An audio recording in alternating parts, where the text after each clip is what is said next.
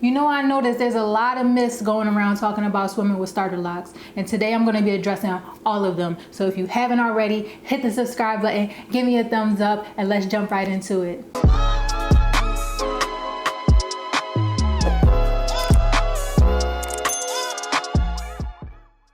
Okay, backstory. I went swimming with my starter locks when they were only 1 week old, and the reason why I did it is because I was just thinking, how good would it feel to submerge my hair into the water? You know, my hairstylist, she used way too much product. My hair felt slimy every time I went to go moisturize it, and I just couldn't take it anymore. I was in the dead of the summer, and I wanted to have fun like everybody else. So what did I do? I cannonballed right into that pool. Now, I wasn't smart like you. I didn't do any research before I jumped in. I put my hair right into a top ponytail, and I went right for it. But if you want to know how it worked out for me, go ahead and stick around to the end of the video. You'll know all my advice and all my tips and tricks. So the first thing you want to do is make sure you find a way to secure your locks. Now, if you have long locks like me, longer even, you can get away with braids, twists, buns, ponytails. Make sure that they're not unraveling. But if you have the smaller ones, like the baby locks they call them, get something that's going to be a little tighter to your head to keep them from moving, like a do-rag, a wig cap, stocking cap, something, a swim cap, something that's going to keep them in place,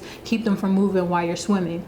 Now, some people recommend that you wet your hair before you go swimming, but I personally don't see the benefit of that, because if you're out there having fun in the sun like I was, the chlorine is bound to get in there somehow, unless you're wearing like an official swim cap. So I just say secure your hair and do all the work after you're done swimming. But before we get into the aftercare, make sure while you're out there swimming that you're not constantly with your hands in your hair, checking to see if the method that you chose is working, checking to see if it's getting wet, because you don't want to have high manipulation. You don't want to give your hair a better chance of unraveling. Just focus on having fun. So some of the myths that I heard about going swimming with starter locks is that if you go swimming with starter locks, your hair will fall out, your locks will snap off, your edges will be bald, and none of that stuff is true. It's just simply not true, especially if you follow the right steps. So I guarantee you, if you don't have a pre-existing medical condition, you should be fine. And also, there is a small risk that you take when you go swimming, and that's of your hair unraveling. But again, that's a small risk, and it's just the price that you pay if it does happen. Now, after you're all done having fun swimming,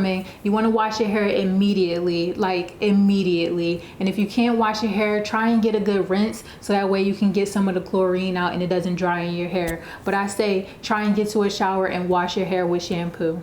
If you had your hair up in a style, you want to take it down. If you have a stocking cap on because your locks are too short, you want to keep that on and just get in the shower, wash your hair with preferably a clarifying shampoo, and then follow that up with a moisturizing shampoo. Then also, you might want to consider conditioning your hair. A lot of people stay away from conditioners, but I personally think it's good for your hair. And also, as a licensed cosmetologist, I'm going to recommend that you condition your hair because it does restore your pH balance and get some of those oils back in. But try and condition your hair with a diluted conditioner. But a step that you don't want to miss is a leave-in conditioner. Make sure you have a good leave-in conditioner on hand.